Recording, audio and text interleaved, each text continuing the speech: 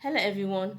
Okay, today I want to talk about Bible versions. Okay, so which Bible version is the best Bible version? Because this particular group of people, maybe Protestant or they'll be like KJV is the best.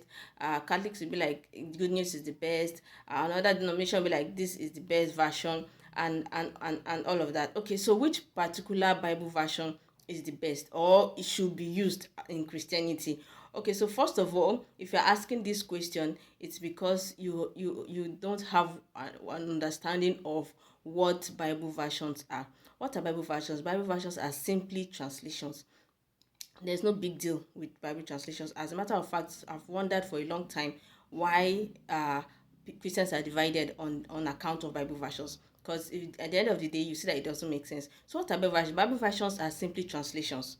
Okay, so the Bible is originally written in Hebrew, Aramaic, Greek. Okay, Greek New Testament. Okay, so now I want to read it, but it's impossible unless it is translated to English language. That is what bettered Bible versions. Okay, so now why can't it be translated in English language and there just be one version? Okay, it's almost impossible to translate it to English language and have one version, and it's not even the best. Why? Because you see, it is difficult to translate from one language to another language. I'm going to give you an instance now. Okay, so I want to translate a text that's originally written in Yoruba language, and I'll translate it to English language now, right? Now the text reads, Jesus wá yímú sí àwọn Pharisees. Now, if you are Yoruba, you can understand why and what I am talking about. Almost immediately, I made that sentence.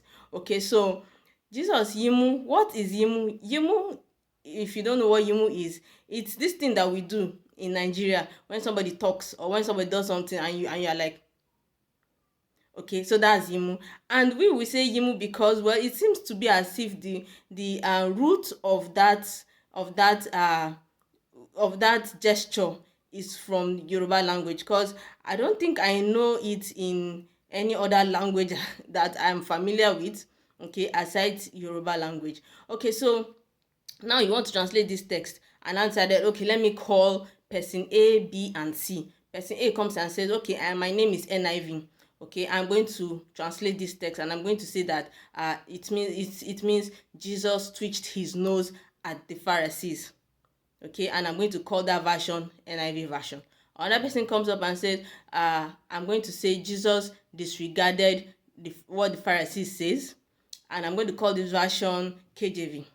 Another person comes and be like, this text is saying Jesus disapproved of what the Pharisees said, and he'll be calling that ESV. Okay, so if you understand Yoruba language and if you understand this gesture that I just made to translate what Yimu is for you, if you don't understand Yoruba language, then you're going to know that you're instead going to know that none of these translation is actually wrong. Okay, they're all correct. So, but we can't write the tree. If you are writing, if you are translating, you cannot write the tree. So the tree are actually correct. So this is how difficult it is to actually translate from one language to another. Because imagine if this I have to actually translate this. You see, if you look at AMP, amplified version, amplified Bible version, you see that they'll have a lot of brackets whereby they'll put so many words or sentence or a phrase to explain a particular word or a particular phrase. Okay, that's because it is necessary. There are some things you want to translate, but you cannot have a direct translation. Okay, so people like, but if you want to ask which Bible version is the best, you actually not be asking which Bible version is the best. You actually be asking which Bible version will be best for me, because the person that wants to read the Bible would, and that is and the purpose for which the person wants to read the Bible will determine which Bible version will be best. Because some translations will be like, okay, I'm translating this text word for word. Some translations will be like, I'm translating text phrase for phrase. Others will be like, I'm translating thought for thought. Okay, so sometimes, you get the picture now. Now there are some Bible versions that will be okay for someone that has already been rooted in Christianity. There are some Bible versions that will not, the same Bible version may not be okay for someone that is new into Christianity. When I say new, like the person was not born a Christian at all. Okay, so because there are some things, there are some words that they are not familiar with, like sin, transgression, all those kind of things. There are some things in the Bible that they will just not be familiar with. Okay, so it will depend on who is reading and who wants to read, and for what purpose. Because people like me that are interested in going deep, digging deep into the Bible, right? We actually use not one version. We use like almost all versions if possible. Okay, so I can look at number of Bible versions I have on my phone. Yeah, thanks to that very small device that can carry like as many versions as you want. Okay, so for people that study the scriptures very well, you see that they don't use or have one particular Bible version. They have a lot. And you see these Bible versions, there is even need to create more of them. Why? Because you see, even your English language, the dictionary, English language dictionary, you see how it is being revised. I don't know how often it is being revised, but it is being revised, maybe yearly or something. Okay, and if that is the case, you see that the reason is because English itself is evolving. You can imagine this if you are familiar with this Gideon's Bible that they used to distribute them, very small Bible like that. Okay, so that has this word, thou knowest, thouest, didst, thou, this, thou, that. Imagine reading Bible in that kind of a text in today to 2022. It's you In fact, the truth is we won't even have patience to read it. We'll just read the first sentence. That's the best. That's the highest length we'll go. Okay, we'll just read the first verse and we'll dump it.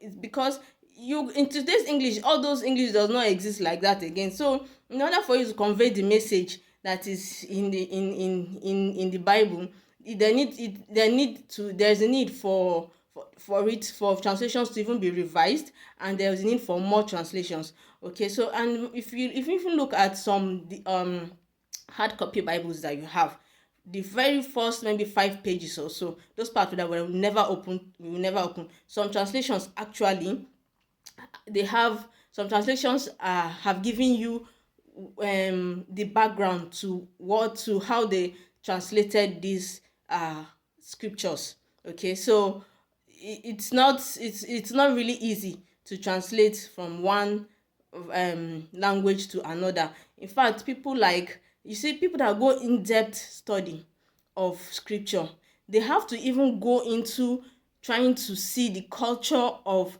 the people, the writer, and possibly the characters in the write-up. Okay, the culture, and not just the culture, because culture also evolve, right? So you have to go to the culture of that day and time with which the scripture was written, in order for you to really get the message the writer is trying to pass across.